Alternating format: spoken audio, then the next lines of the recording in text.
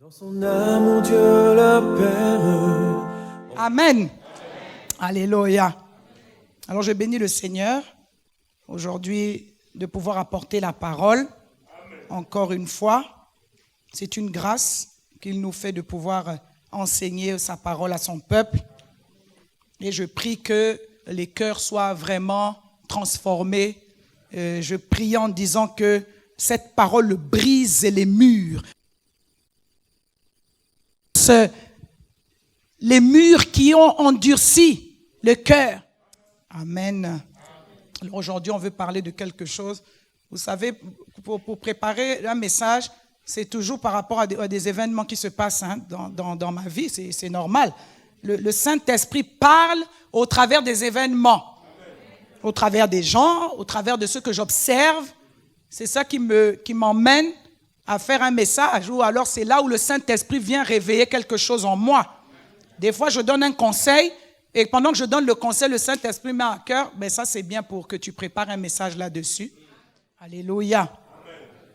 On aura quelques passages, mais on va se centrer sur un seul passage. Je veux qu'avant de donner le thème du message, nous puissions déjà voir le passage Jacques 1, 19. C'est un petit verset, mais il y aura d'autres versets qui vont venir pour solidifier ce passage. Ça va nous aider chacun de nous parce que nous sommes tous concernés. Nous avons tous cet organe sur nous. Moi, je n'ai jamais vu le contraire, même malgré que nous avons les masques, nous avons tous des bouches. Est-ce que je peux avoir Jacques 1, 19? Je vais lire la parole du Seigneur. Sachez-le, mes frères bien-aimés, ainsi que tout homme soit prompt à écouter, lent à parler, lent à se mettre en colère. Ça, c'est notre verset du jour, notre verset d'aujourd'hui. Alléluia. Si tu n'as pas de bouche, tu es exempté de ça. Tu es même bien, tu es béni. Si tu n'as pas de langue, tu es béni. Je te dis, les muets sont bénis. Non, mais dis-moi, parce que tu dis pas amen, c'est comme si je suis en train de te dire quelque chose d'étrange. Je dis que ceux qui sont muets sont bénis. Amen. Par rapport à nous qui avons des bouches et des langues. Amen. Alléluia. Amen. Alors le thème de notre message, c'est attention à ce que tu dis. Amen. Attention à ce que tu dis. Amen. Et en sous-titre, le fruit de nos paroles. Alléluia. Amen. Amen. Dieu nous aime, Dieu nous connaît tellement, le Père, que si nous-mêmes, les parents, on est capables de dire à nos enfants, tais-toi, tu parles trop. Oh là là, si nous, on écoutait bien Dieu nous parler, combien de fois Dieu a dit, tais-toi, tu parles trop.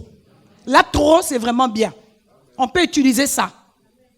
Combien de fois? Alléluia. Les mots sont comme une semence, c'est comme des graines. Les mots, les paroles que nous sortons sont semblables à des semences, à des graines que l'on plante. Alors imaginez-vous, du matin au soir, du moment où on se réveille, il y en a même pendant qu'ils dorment, ils parlent. Moi, on m'avait dit que je parlais quand je dormais, j'ai arrêté je ne crois plus que je parle quand je dors. Là, peut-être je parle pour prêcher. Hein? Ah, vraiment. On parle à tout moment. On ne s'arrête jamais. Alléluia. Donc nous semons. Alors imagine du matin au soir ce que tu sèmes. Ça c'est juste dans une journée. Maintenant, du jour où tu as commencé à parler, alors on va dire du jour où tu commences à être conscient jusqu'à aujourd'hui. Imagine la semence que tu as déversée autour de toi. Bien-aimé. Juste à réfléchir à ça, tu es dépassé. Juste aujourd'hui, imagine la semence que tu as déposée. Les mots sont comme des graines. Les graines, on les met en terre, c'est une semence. On s'attend à ce que ça fasse quoi, que ça produise. Voilà pourquoi notre sous-titre, c'est le fruit de nos paroles. Donc quand on parle, c'est des graines. Il y aura des fruits qui vont pousser. Alors je ne sais pas si ce seront des fruits ou si ce sera des fleurs ou ce sera quoi, mais il y aura des fruits. Ça va produire quelque chose. Alléluia. Alors lorsque nous disons quelque chose, nous semons une graine qui va ensuite prendre vie. Voilà pourquoi la parole de Dieu, elle est là pour nous avertir. Alléluia. Chaque fois que nous disons quelque chose, nous avons ensemencé. Et donc, quand on ensemence, il y aura des fruits. Ça va germer, ça va produire quelque chose. Alléluia. Amen. Ça va prendre vie. Amen. Tout ce que nous proclamons de notre bouche peut, à un moment donné, devenir la réalité. Voilà pourquoi il ne faut pas balancer les choses n'importe comment. Jacques ici, serviteur de Dieu, nous dit, sachez-le. Il faut que tu le saches. Il avertit l'Église. Mes frères bien-aimés, c'est pour dire quand je suis en train de parler là, c'est avec tout l'amour possible. Ainsi que tout homme soit prompt à écouter, lent à parler. Je disais ça encore à quelqu'un il n'y a pas longtemps. Tu parles, sans arrêt, tu n'as pas le temps d'écouter. Voilà ce qui se passe même là quand on est à l'église. Les gens parlent, ils parlent. Il y a des fois même pendant que tu es là silencieux, tu es en train de parler. Parce que ne pas parler de sa bouche, tu peux aussi parler dans tes pensées, tu peux parler dans ton cœur. Et quand tu parles dans ton cœur et dans ta tête, tu ne peux pas écouter. Non seulement, tu ne peux pas écouter la parole de Dieu, tu n'écouteras pas la voix du Saint-Esprit. Parce que quand on vient dans un moment comme ça, nous sommes censés recevoir quelque chose de la part de Dieu. Tu devrais sortir de là avec une parole pour ta vie. Mais à peine que c'est terminé, toi dans ta tête, tu programmes déjà qu'est-ce qui va se passer quand tu vas sortir. Ça, c'est une forme de bavardage. Alléluia. Alléluia. Amen. Vous n'en avez peut-être pas encore conscience, mais vous prophétisez sans cesse sur votre avenir. Vous prophétisez sur votre avenir. Donc prophétiser, ça peut être bon et mauvais. Hein. Le mot prophétie ne veut pas dire que c'est bon. Prophétiser sur son avenir, ça ne veut pas dire que tu as dit des bonnes choses. Quand tu dis, tu menaces ton enfant, tu vas voir si tu continues, je vais te tuer. Qu'est-ce que tu as fait? Qu'est-ce que tu as fait?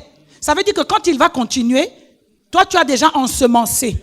Tu as mis une graine en terre sur la vie de ton fils.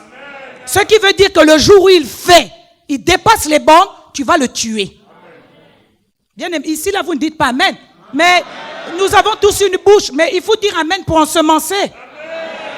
Ce n'est pas le moment d'être là, c'est le moment de dire amen. Parce que le amen là c'est une semence qui dit que tu approuves ce qui est en train d'être dit.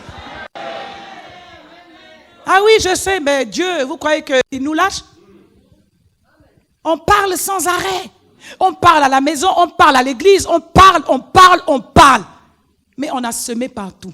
Tu as semé dans le taxi, tu as semé chez les voisins, tu as semé partout où tu es allé. Mais qu'est-ce que tu as semé? Attention à ce que tu dis. Attention à ce que tu dis. Attention à ce qui sort de ta bouche. Tu prophétises sur ton avenir, mais quel genre de prophétie tu as faite sur ta vie? Alléluia. Que ce soit sur votre lendemain, sur l'année suivante, vos mots influent sur votre futur. Vos mots, vos paroles ont une influence sur votre futur, sur votre avenir. Quand tu as proclamé de toute manière, avec tout ce que j'ai subi avec les hommes, là, je ne me marierai jamais. Regarde ta vie, regarde. Celles qui ont dit ça, il ne faut pas dire que quelqu'un t'avait maudit.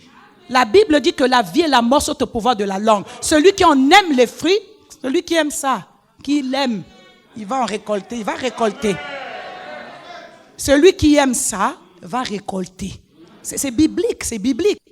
Il y a beaucoup de choses qu'on sort qui ne sont pas bibliques, ça c'est biblique. Alléluia.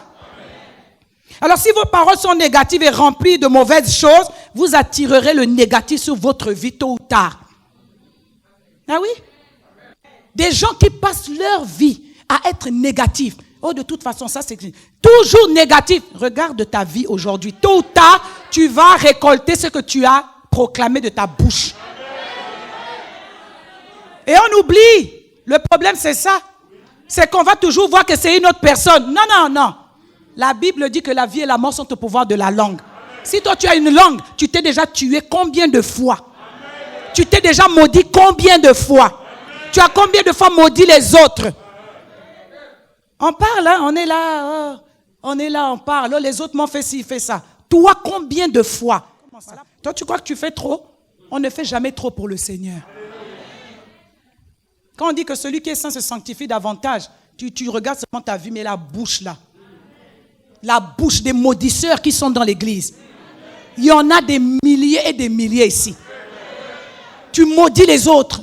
Tu critiques. Quand tu critiques, c'est quel genre de semence que tu fais? C'est quel genre de semence? Amen. Alléluia. Des paroles négatives. Combien de gens viennent voir les pasteurs? Oh, je suis maudit, on m'a maudit. Mais est-ce que tu as dit toi-même ce que tu avais proclamé? J'ai dit, on est une église où les pasteurs, on va vraiment avoir moins de travail. Hein. On va juste prêcher comme Dieu veut qu'on prêche. Les gens qui font beaucoup de bruit, mais la bouche là, la bouche. La même bouche qui bénit, la même bouche maudit. La même bouche va faire l'intercession pour prier pour les gens et puis quand il sort, il maudit. Est-ce que tu penses que cette intercession-là a un impact vraiment dans le monde spirituel? Prier, hein, c'est pas seulement aller se mettre à genoux. Prier, c'est dire des bonnes choses sur quelqu'un. Ça aussi, c'est prier. Intercéder, c'est dire à quelqu'un, non, ne sois pas triste, tu vas voir. Le meilleur est devant. C'est de prendre une parole et dire, le Seigneur a des projets de bonheur pour toi et non des projets de malheur. C'est pas de dire, ah, c'est bien fait pour elle. On va voir maintenant. Tu es en train de semer quoi? Alléluia. Amen. Donc, tôt ou tard, avec tout ce qu'on sort de négatif, on finira toujours par vivre ce que nous avons sorti. Alors, qu'est-ce qu'on peut dire ici, hein? Vous serez amenés à vivre ces mêmes paroles qui sont sorties de votre propre bouche. Vous allez les vivre? Amen. Vous le savez ça? C'est des choses qu'on a proclamées, bien aimées. Vous voyez? Toi, tu dis quoi? Quand ton enfant parle, qu'est-ce que tu lui dis? S'il te voit toi-même, comment tu es à la maison, tu parles, tu critiques. Vous constaterez qu'un enfant qui a l'habitude d'être impoli devant les gens, mal élevé, parler des gens, c'est parce qu'à la maison, il voit ses parents faire ça. C'est la semence que tu as mis en terre dans les oreilles de tes enfants. Amen. L'enfant ne fait que reproduire ce qu'il voit. Tu as ensemencé les mauvaises paroles devant ton enfant, il trouve que c'est bien. Amen. Amen. Alléluia. Amen. Donc vous pouvez aussi bénir votre vie et changer le cours de votre existence. Ça dépend maintenant de chacun. Mais il faut être honnête et dire j'ai exagéré. Parce qu'on n'a pas envie d'entendre. Mais c'est ces paroles-là que vous avez besoin d'entendre pour que vos vies changent. Parce qu'on n'est pas venu ici pour toucher à ceci. On est venu ici pour être sauvés. Pour que nos vies soient des vies qui reflètent la gloire du Seigneur. C'est ce qu'on est venu faire ici. Ici, on est venu pour être enseigné, pour obéir à la parole. Et quand Christ revient, qu'on soit enlevé. C'est tout. Amen.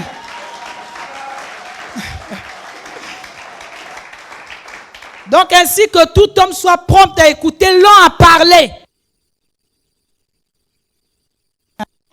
Quand quelqu'un parle et que tu écoutes là, c'est une qualité. C'est une grande qualité. J'ai déjà vu un homme à qui on avait demandé par rapport à sa fiancée, quelles sont les qualités? Il a dit, elle sait écouter. Yeah. J'ai dit, waouh. Tu as vu, mes soeurs, vous avez vu, non? Quand tu caquettes tout au long de la journée. La Bible nous dit que vaut mieux habiter au coin du toit que de partager sa maison avec une femme querelleuse. Parce que les querelles, quand ça sort là, tu maudis. Vaut mieux aller sur le toit, tu es plus en sécurité. Parce qu'une femme qui querelle, elle te maudit en longueur de journée. Tu as des sacs de malédiction sur toi. Il y en a d'autres, on t'épouse pas, c'est ta bouche. Malheureusement, je parle aux femmes parce que bon, les hommes, c'est rare. Il y en a quelques-uns, mais tels que les femmes parlent. Les semences que les femmes ont posées sur la terre, waouh, elles sont trop nombreuses. Et quand on voit quelqu'un qui ne parle pas, on pense que la personne est bête. Non, la personne est très sage. La personne est même intelligente. Alléluia. Amen. C'est un point que j'ai mis. Nos paroles conditionnent donc notre avenir. Notre avenir, donc, dépend de nos paroles aussi. Amen. Notre avenir est conditionné. Donc nos paroles conditionnent notre avenir. Ok. Alors le verset 2 nous dit ceci. Nous bronchons tous de plusieurs manières. Si quelqu'un ne bronche point en parole, c'est un homme parfait, capable de tenir tout son corps en bride. Alléluia. Jacques prend l'exemple d'un cheval pour parler de la langue. Nous allons voir. La langue, qu'est-ce qu'il dit? Le verset 4 et le verset 10, nous allons voir. Au verset 4, voici même les navires qui sont si grands et que poussent des vents impétueux, sont dirigés par un très petit gouvernail au gré du pilote. Un grand navire, pour le coincer, c'est un petit truc qui s'appelle le gouvernail. Mais le bateau est grand. Mais nous, notre gouvernail, c'est la langue. La langue. La langue n'a pas la taille de la main, n'a pas la taille du pied. Petit, mais qui gère la vie des gens. Qui gère la vie des gens. Comme l'image d'un bateau. Un grand navire, c'est un petit gouvernail. Il n'y a pas besoin de beaucoup tourner là. Un petit truc comme ça, c'est ça. Le pilote fait comme il veut avec ça. De la même façon, celui qui n'est pas capable de tenir sa langue, il est comme un cheval qui part n'importe comment. Alléluia. Amen. Amen. Donc ici, on parle même du morse. Quand vous voyez les chevaux de course, il y a un petit fer qu'on leur met dans la bouche ici pour attacher les cordes pour monter dessus. C'est grâce à ce morse-là qu'on arrive à guider le cheval. Un petit fer. Mais regarde la bête. La même chose que nous. Regarde la langue. Mais regarde la bête que nous sommes. Alors un petit organe comme ça arrive à détruire les vies. Alléluia. Amen. Alléluia. Amen. Regardons le verset 10 du même. Prenons même le verset 6. Je ne l'ai pas donné. Le verset 6. La langue aussi est un feu. C'est le monde de l'iniquité. C'est le monde de l'iniquité. Ça, c'est le monde du péché. La langue, c'est un feu. La langue est placée parmi nos membres, souillant tout le corps et enflammant le cours de la vie.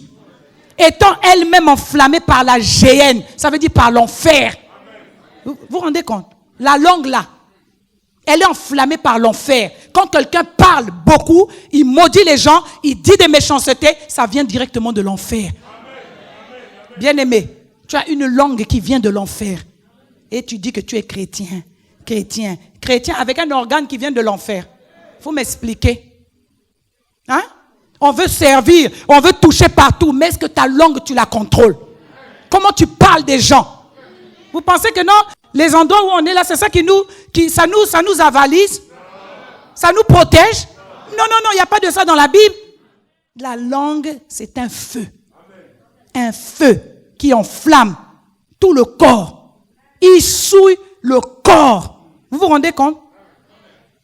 Donc quelqu'un qui n'a pas la maîtrise sur sa langue, oh là là, il va à la catastrophe. Donc bien aimé, quand vous venez à l'église faire semblant là, vous savez quand quelqu'un parle beaucoup et mauvais, ça se voit, c'est écrit sur ton visage. Il y a des personnes, si je te prends, tu vas pleurer, ça dit tout ce que je vais te sortir sur toi. Tu vas dire, qui t'a dit? Personne ne m'a dit. Je t'ai observé depuis que tu es arrivé, je te regarde, je regarde. Vous croyez que je ne regarde pas? Je regarde, bien aimé, quand je balance comme ça, j'ai déjà vu tout le monde. Tu peux me fixer dans les yeux comme tu veux, je te fixe pas, mais je t'ai vu. Je t'ai vu. Voilà pourquoi je m'organise à connaître les prénoms de chacun, de savoir comment. Demandez au pasteur. Lui, il ne peut pas connaître les gens. Moi, je connais les gens dans l'église. Et généralement, les gens, je les connais quand c'est mauvais. Parce que quand il n'y a rien, généralement, ça se passe. Mais quand c'est mauvais, je te connais. Le Saint-Esprit te met en relief en 3D. Ouf, tu commences à sortir en relief. Toi, tu crois que non, on ne t'a pas vu. Mais je te vois. Tu ne me parles pas, mais je t'entends. J'ai le Saint-Esprit pour me révéler. Je suis visionnaire de l'église. Donc, mon oreille est plus sensible, mes yeux sont plus ouverts, tout. Parce que c'est moi à qui on a donné la vision. Donc, tu penses venir à l'église, détruire les vies des gens, ensemencer dans cette église. La personne qui va encore venir tourner ici dans la parcelle, ici, là, il n'y a que des semences de gloire qui doivent être posées ici. Les semences qui sont là pour la gloire de Dieu. C'est-à-dire, on vient déposer des prières, on vient déposer des choses qui vont germer pour produire des bons fruits dans les vies des gens. Mais les gens qui viendront ici, je le proclame et je le déclare sous cette chair au nom de Jésus. Quand tu ouvriras encore ta bouche pour parler contre un frère ou une sœur, pour ensemencer les enfants des gens ou les enfants des pasteurs ou parler contre les serviteurs de Dieu dans l'église, que la même flamme là du feu de ta langue là, qu'elle te consume et que toi-même tu vives. Tu vives la géhenne que tu avais voulu semer dans la vie des gens. Je le déclare au nom de Jésus. Comme ça permettra aux gens de tenir leur langue. Alléluia. Alléluia. Amen. Notre bouche, notre façon de parler, nos paroles ont un pouvoir. Les paroles que nous proclamons ont un pouvoir. Proverbe 18, 21. Les paroles que nous proclamons ont un pouvoir. Pouvoir veut dire ça peut être mauvais, ça peut être bon. Mais il y a un pouvoir, il y a une puissance derrière la parole. Voilà pourquoi on parle de la parole de Dieu qui est une épée à double tranchant qui sépare jointure et moelle. Parce que la parole a une puissance. La parole qui sort maintenant, parce que c'est la parole de Dieu, elle a une puissance. Elle doit changer les vies, elle doit opérer quelque chose dans la vie des gens. Alléluia. Proverbe 18, 21. La mort et la vie sont au pouvoir de la langue. Quiconque l'aime en mangera les fruits. Alléluia. Donc, nous sommes pour la plupart d'accord pour estimer que nous devrions davantage réfléchir avant de parler. Oui ou non? Tu es d'accord avec moi? On devrait plus y réfléchir avant d'ouvrir la bouche. Même avant de prier. Tu rentres au temple, tu es là, tu prends d'abord l'atmosphère. Tu réalises d'abord tu es devant qui? Tu te poses. Tu te dis je suis là devant le roi des rois. Avant de sortir des trucs de ta bouche, tu te calmes. Tu réfléchis. Alléluia. Amen. Nos paroles ont un pouvoir. Le pouvoir de la vie et de la mort. Ça, c'est la plus grande puissance. La vie et la mort. Alléluia. La parole peut tuer. La parole peut donner la vie. Amen. Alléluia. Quand vous regardez les histoires de la Bible, vous voyez Rachel qui est en train d'accoucher dans la souffrance. Elle met au monde Benjamin. Elle veut lui donner l'enfant de la douleur. Et le père Jacob dit non. Il ne s'appellera pas Benoni, il s'appellera Benjamin. Benjamin, l'enfant de ma droite. Donc il a proclamé une parole pour retirer ce que sa femme allait dire comme parole de malédiction sur la vie de l'enfant. C'est ça le pouvoir, la puissance de la parole. Toi tu dis quoi? Toi tu parles comment? Qu'est-ce que tu sors de ta bouche? Alléluia. Ma solo à gogo, c'est bien beau. C'est pas mauvais. Quels sont les agogos là? C'est lesquels? Tu dis quoi? Agogo de quoi? Des calomnies? Agogo de quoi? De la négativité? Agogo de quoi? Des insultes? De quoi? Alléluia. Amen. Alors nos paroles révèlent aussi ce qui est au fond de notre cœur. Quand tu parles, ça veut dire que c'est ça qui est dans ton cœur. Tu ne peux pas sortir quelque chose si ce n'est pas dans ton cœur. Quand on prie, voilà pourquoi on nous dit qu'on doit prier par le Saint-Esprit. Pourquoi? Parce qu'il est là dans notre cœur. Et quand on prie à Dieu, Dieu va voir notre cœur et il sait que les paroles qui sortent là, ça vient de là. Alléluia. Quand tu insultes quelqu'un, ça vient de ton cœur. Au lieu que tu es capable de le contrôler. Alléluia. Ça révèle le fond de notre cœur. Elle montre aussi le véritable caractère et le niveau de maturité spirituelle d'une personne. Ton niveau de maturité spirituelle se voit par la façon dont tu parles. Et quand quelqu'un c'est un bébé spirituel, tu entends son langage, tu sais que ça, il n'est pas mature spirituellement. Alléluia. Comment tu arrives dans ton quartier, comment tu arrives dans ton environnement, la façon dont tu parles démontre ta maturité spirituelle. Donc il y en a plein qui sont là, pas parce que tu as fait 20 ans chrétien, que ça veut dire que tu es mature, tu parles comment?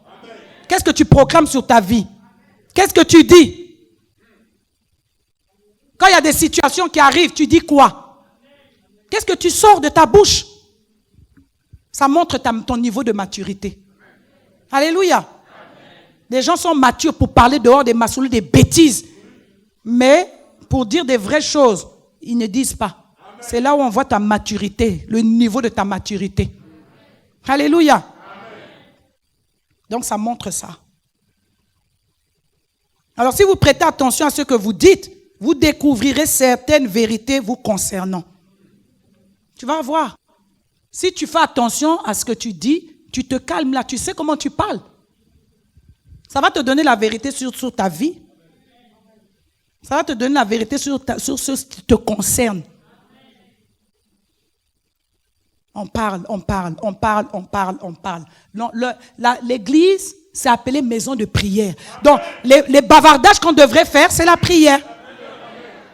C'est tout ce qui est écrit, au fait, dans la parole de Dieu. Ma maison sera appelée maison de prière. C'est pas maison de critique, maison d'insulte. Les gens rentrent ici, ont le culot d'insulter les autres. C'est là où vous ne comprenez pas la dimension spirituelle. Vous n'en avez même pas, la maturité tellement petite que même des petits enfants sont plus posés que des adultes qui sont là.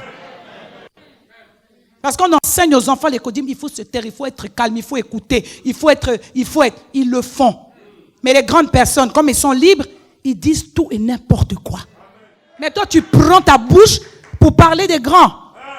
Parler des personnes ici parce que les gens sont gentils. C'est ton frère, donc tu dis n'importe quoi. Ça, c'est même au-delà de l'impolitesse. Ça s'appelle l'immaturité spirituelle. Je préfère être impoli que être immature spirituellement. Tu es immature. Mais ça parle de Dieu, ça fait de gros discours, ça veut montrer qu'on est je ne sais pas quoi. Il n'y a rien à montrer, bien aimé. Alléluia. Amen. Donc dans les versets 4 à 10 qu'on a vu tout à l'heure, là, dans Jacques développe son argumentation. Il compare la langue aux morses de la bouche du cheval. C'est ce qu'on a vu. Ce petit bout de métal dirige l'animal tout entier, comme la langue qui dirige l'être humain. Les gens ont raté leur vie à cause de la langue. De ce qui est sorti de la bouche. Alléluia. Amen. De la mauvaise semence qui a été mise en terre. Alléluia. Amen. Amen. Bien-aimés, n'oublions pas que nos mots sont comme des graines. Ce sont des graines. Donc tout ce dont tu te plains, tout ce que tu crois que les autres t'ont fait, tu es toi-même ton propre assassin. Tu n'arrives pas à dire amen parce qu'on t'a dit que tu t'es tué. Tous les jours, tu te tues de plus en plus. Tu as maudit ta maison, tu as maudit ton pays, tu as maudit ton président, tu as tout maudit. Vous êtes étonnés de ce qui se passe dans notre nation? Combien les Congolais ont ouvert leur bouche? Ce n'est pas seulement pour les chrétiens dont on parle ici, mais les chrétiens devraient être ceux qui devraient avoir un contrôle sur leur bouche.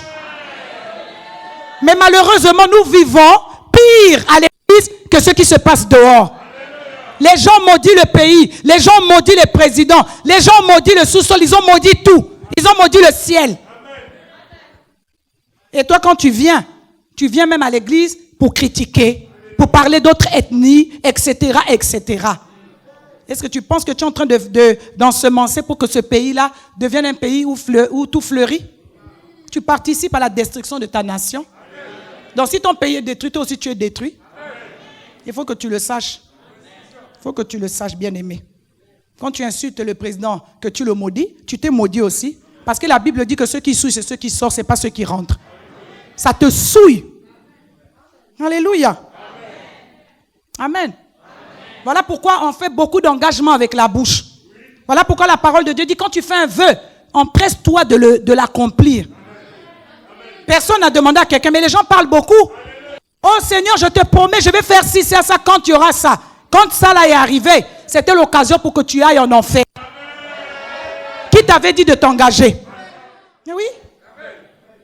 Tous les mariés qui étaient ici, ils ont laissé que les pasteurs les bénissent. Qu'on a proclamé des paroles. Voilà pourquoi on leur dit attention. Au mariage, mariage. Tous ceux qui ont été bénis, parce que nous bénissons.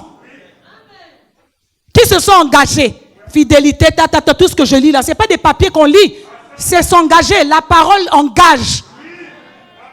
C'est comme un contrat que tu as signé. Tu es engagé, tu fais une alliance par la bouche, par la parole. Quand les gens disent, je te donne ma parole, mais que derrière tu ne fais pas, tu t'es attiré la malédiction. Combien on fait ça? Combien on fait ça? Tu as signé un contrat, tu t'es engagé. Je ne vais pas voler, je ne vais pas faire ceci. Mais combien de fois tu es au travail, tu voles? Amen. Tu es sous la malédiction. Amen. Tu es sous la malédiction, bien-aimé. Personne ne t'a maudit, toi-même. Qui t'avait demandé d'aller chercher le travail, d'aller proclamer, d'aller dire des choses, mais tu n'es pas capable de le tenir? Alléluia. Qui t'avait dit? Alléluia. Amen. Amen. Donc l'état de nos cœurs sont révélés avec ce qu'on dit de nos bouches. Vous voyez un enfant dès qu'il est petit déjà, la façon de parler, il faut contrôler ça. Amen. Au lieu de prier pour beaucoup de choses, vous devez prier pour dire que tant que tu sais que ta bouche ne s'arrête pas là, c'est un sujet de prière que tu dois faire avec persévérance. Tu devrais t'arrêter que sur ça. Mais dès qu'on sort d'ici, quand on rentre, on s'assoit à la maison, on parle de tout, sauf de ce qu'il faut mettre en pratique. On parle de tout. Hein? Pasteur ceci, pasteur ceci, il ne s'agit pas de moi.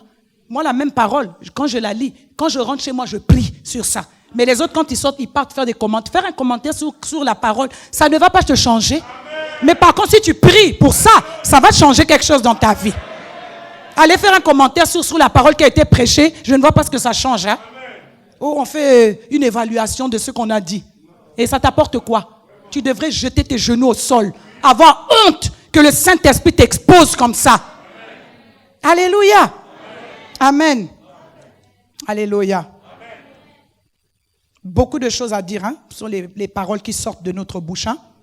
Beaucoup de choses. L'immaturité. On vient, on sort de je ne sais pas trop où, on vient s'asseoir, on pense que non, ça y est. Non, ta bouche, ta façon de parler. Beaucoup de gens étaient appelés ici au service. Il y a beaucoup de critères qui rentrent en jeu. Vous pensez que c'est seulement les dons? Il y a des gens qu'on a embauchés, ils ont témoigné. Ils n'avaient pas la compétence pour ça, mais on l'a embauché à cause de quelque chose. Voilà. Beaucoup de gens qui cherchent quelque chose, reste seulement là où tu es. Tu as du mal à contrôler ta langue, tu penses que non, tu vas faire quoi? Alléluia. Amen. Notre langue, un petit organe qu'on devrait contrôler. Alléluia. La langue représente le principal problème dans notre vie. Dans notre vie de couple, dans notre vie de prière, dans notre vie chrétienne, dans toute notre vie, c'est la langue là qui est le problème. Ça, c'est ce que le Seigneur révèle aujourd'hui. Ta langue, c'est le problème de ta vie. Tous les problèmes que tu as dans ta vie, c'est ta langue. Alléluia. C'est la langue. La langue. Problème. Problème des finances. Problème avec les autres. Problème au travail. Problème avec le monde. La langue. La langue. Ce n'est pas la faute des autres, c'est ta langue. Ta langue, alléluia. Amen. On s'engage, on ne fait pas. Tu as beaucoup de problèmes. Tu as des problèmes, on ne te considère même plus parce qu'on a dit, regarde celle-là ou celui-là. Il dit quelque chose, il s'engage devant les gens et puis vous blaguez avec le Seigneur? Hein? Vous blaguez? Prendre des gros titres dans l'église. Les titres là, quand on t'a emmené ici devant les gens et qu'on t'a versé une onction d'huile et que des serviteurs ont proclamé des choses, tu sais, tu te crois béni. Tu es béni quand tu as compris de quoi il s'agissait. Mais tu es sous la malédiction quand tu n'as rien compris et tu vis comme si tu n'étais pas oint. Tu vis comme si tu n'avais pas été oint. Ce n'est pas les hommes qui t'ont oint, c'est Dieu. Dieu était présent. Voilà pourquoi beaucoup de gens se lèvent, ils viennent, pasteur par-ci, pasteur par-là. Qui t'avait mis? Beaucoup de gens, ils quittent leurs églises. Vous savez ce que je suis en train de faire en ce moment, mon travail? Toutes les personnes que l'Esprit de Dieu me met à cœur, je m'en vais chercher là où ils étaient dans les anciennes églises et j'apprends pourquoi ils sont venus chez moi. Et tous ces gens-là, je vais les mettre assis. Vous allez être assis, sinon je vais vous ramener chez votre pasteur. C'est ce que je suis en train de faire moi-même en ce moment. C'est ce que je suis en train de faire. Voilà pourquoi beaucoup de gens étaient dans cette église jusqu'à venir se marier. Ils ont fui parce qu'ils quittaient d'autres églises. On a connu leurs choses par peur. Ils ont seulement fui seuls. Ici, on ne fait pas les mélanges. Hein? Ah. Voilà. Tu sais, on reconnaît quelqu'un, c'est sa bouche. Amen. Alors moi, je bénis le Seigneur. Étant une personne qui parle, Dieu m'a permis de pouvoir utiliser ce qu'il avait mis en moi pour annoncer sa parole. Il faut ça. Il faut parler bien. Il faut parler pour pouvoir prêcher la parole. Ça doit s'arrêter à ça. Prêcher, exhorter. J'éduque mes enfants, ma vie, mais un contrôle sur la langue. À ne pas sortir n'importe quoi devant n'importe qui à n'importe quel endroit. Et dans n'importe quelle situation. Alléluia. Amen. Amen. Jacques nous montre ici que dans ces versets, c'est que notre langue détermine le cours de notre vie. C'est ce qu'il nous montre depuis qu'on a commencé là. Toute petite qu'elle soit, elle peut causer d'énormes dégâts. Petite langue, les dégâts. Eh oui, alléluia. Amen. J'ai mis quelque chose ici, attendez. Je suis convaincu que le Saint-Esprit, il essaye de nous aider et de nous diriger. Chaque fois. Mais comme on n'est pas prompt à écouter, on parle. Le Saint-Esprit veut nous diriger. Le Saint-Esprit veut te dire, là, ne parle pas. Tu ne te regardes pas. Vous savez, c'est ça la dimension de l'humilité. C'est de se rendre compte qui tu es avant d'ouvrir ta bouche et de prononcer le nom de quelqu'un. Amen. Dans ta bouche, il faut que tu la contrôles. Tu es venu ici pour être la brebis dans une bergerie. Alléluia. Le Saint-Esprit essaie de nous diriger. C'est ce qui explique ce sentiment désirable. Quand tu as envie de parler, même moi, il y a des fois tu as envie de parler et puis tu sens que tu es mal à l'aise. C'est le Saint-Esprit qui te dit, tu vois, ça veut sortir, c'est mauvais. Tu vois, non, quand tu as mal au ventre, tu sens que ça veut sortir, tu ne te sens pas bien. Il faut se taire. Il faut se taire. Le Saint-Esprit parle comme ça. Il faut se taire. Alléluia. C'est un conseil que la parole de Dieu nous donne, que Jacques nous donne. Alléluia. Même des personnels, où on vous embauche, toi tu es chrétien, là où les autres sont en train de parler, il ne faut pas aller te mélanger avec les autres, aller parler du patron. Là où tu te retrouves embauché quelque part, toi tu fais la différence. Les autres ne connaissent pas. Toi ne viens pas participer. Parce que le jour où on va demander, tout le monde va dire non, c'est toi qui avais parlé. Et pourtant, tout le monde avait parlé, mais tu seras le seul et c'est toi qu'on va renvoyer. Parce que le Seigneur sait que toi, tu sais, tu devrais maîtriser ta langue. Si on dit, on verra la différence entre ceux qui me servent et ceux qui ne me servent pas. La différence se fait voir où? Dans ta façon déjà de parler. Tu es quelque part au travail, les autres se sont mis là-bas pour critiquer le patron. Toi, tu ne viens pas. On t'appelle quoi? Toi, tu ne veux pas, tu veux montrer quoi? Tu dis, je ne veux rien montrer, je suis en train de travailler, c'est occupé. Mais toi, tu viens, tu mets ton sel, ton poivre, tu assaisonnes. Le jour où ça arrive chez le patron, c'est celui-là, c'est toi. C'est lui qui a parlé, c'est lui qui a fait. Et tout le monde sera unanime pour te détruire. Tout ça, c'est quoi? Ta propre bouche. Alléluia. Amen. Alléluia. Alors, lorsqu'on a envie de parler, et ça m'arrive, tu veux dire, tu es obligé de te contrôler. Tu sens que la colère vient ou bien tu te maîtrises. C'est ça qu'on appelle la maîtrise. La langue aussi doit être maîtrisée. Quand on parle de la maîtrise de soi, tu penses que c'est quoi? C'est tout ce que nous avons sur nous. C'est pas juste dire, oh, le fruit de l'esprit, la maîtrise de soi. Non, il faut vraiment te maîtriser. Tout n'est pas bon à dire. Alléluia. Moi, quand je veux mal parler, je le sens, moi. Je sens déjà, je quitte même là où je suis, parce que je sens que dès qu'on va me piquer, je vais sortir. Je quitte là. Je quitte. C'est comme pour l'impudicité, on dit de fuir. Mais ça aussi, tu fuis. Tu quittes là, tu pars dans un autre endroit. Tu vas penser autre chose et puis tu ne restes pas là où tu sais que tu vas parler. Le diable utilisera tout simplement ce que toi, tu auras fait sortir de ta bouche. Mais il va l'utiliser. Alléluia. Amen. Donc le Saint-Esprit ne va pas faire le bon choix à ta place.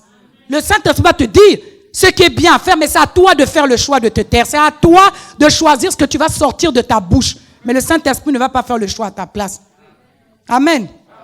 Mais le moment venu, il va juste nous rappeler que là, ne dis pas ça. Là, ne parle pas. Là, tais-toi. Il y a des personnes avec qui il ne faut pas parler. La bouche, la langue qu'on ne contrôle pas. Alléluia. Amen. Alors on veut voir ici, pour clôturer, qu'est-ce que David faisait comme genre de prière pour contrôler sa bouche. On doit invoquer ce genre de passage. Je veux encourager vraiment le peuple de Dieu. Je veux encourager les bien-aimés à faire ce genre de prière, à invoquer ce genre de passage de l'Écriture sur nos propres vies. Psaume 19, 14. Reçois favorablement les paroles de ma bouche et les sentiments de mon cœur, ô Éternel, mon rocher et mon libérateur. Vous voyez? Reçois favorablement les paroles de ma bouche. Voilà. Donc déjà une prière comme ça veut dire, quand je viens parler devant toi, Seigneur, reçois mes paroles. Mais si tu viens d'avoir de la, excusez-moi les gros mots, de la saleté, j'ai contrôlé ce que je voulais dire, si tu n'as que de la saleté dans ta bouche, comment tu vas faire pour venir te tenir devant le Seigneur et il va recevoir tes paroles favorablement? Donc vous voyez combien de fois on prie, mais au fait, on a des bouches souillées et impures. On vient là dire, pardonne-moi Seigneur, on demande pardon pour ce qu'on a dit. Non, il faut citer les choses que tu as dites. Seigneur, pardonne-moi, j'ai critiqué la sœur Chantal. Seigneur, pardonne-moi, je me suis engagé là-bas, telle chose, je ne l'ai pas fait. Non, il faut dire.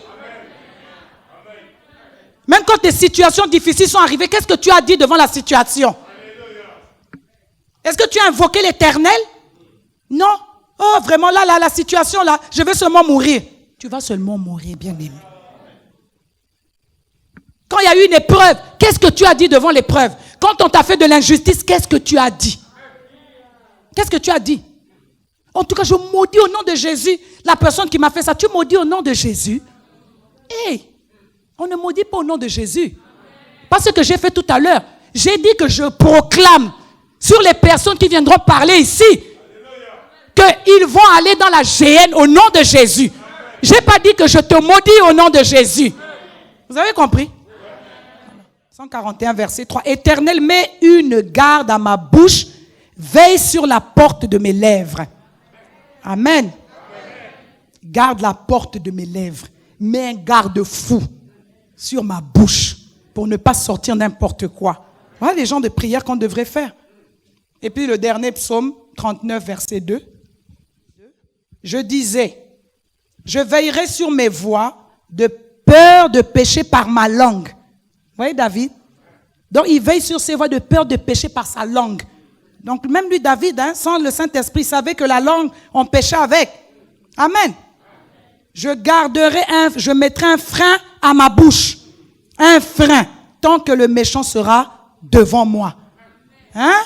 Quand le méchant est devant toi, il faut stopper. C'est ça que j'ai dit. Tu t'assois avec les gens qui critiquent, qui bavardent, qui sont considérés comme des méchants. Tant qu'ils sont là, il faut fermer ta bouche. Même quand je suis dans certains environnements où on parle. Et à un moment donné, je suis silencieux. Ma bouche ne s'ouvre jamais devant certaines personnes. Ces personnes-là, je n'ai pas compris. C'est fermé. C'est-à-dire, je ne parle pas. Je prends le livre. Donc, dans mon sac, il y a toujours un truc. Où je vais prendre le téléphone, je vais me mettre à côté. Je ne vais pas ouvrir ma bouche, bien-aimé. On n'ouvre pas la bouche partout. Tu vois, David lui-même a dit, tant que le méchant sera devant moi, je vais garder ma bouche. Même au téléphone, tu parles souvent avec des méchants. Toi, tu sais qui est derrière en train d'enregistrer ce que toi tu dis.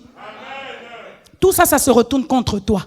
Oh non, elle avait dit ça. Toi, tu es étonné, on t'a enregistré pendant que tu parlais. Tes faits et gestes sont connus. Tu viendras dire quoi à qui? Tu vas encore annoncer la parole comment? Toi qui as maudit les autres, tu as critiqué les autres, tu as dit du mal. Toi-même, tu as parlé même de Dieu en mal. Bon, imaginez seulement, là c'est sur les hommes, mais maintenant les gens qui parlent contre Dieu. C'est-à-dire, ce n'est même pas un sujet qu'il faut aborder.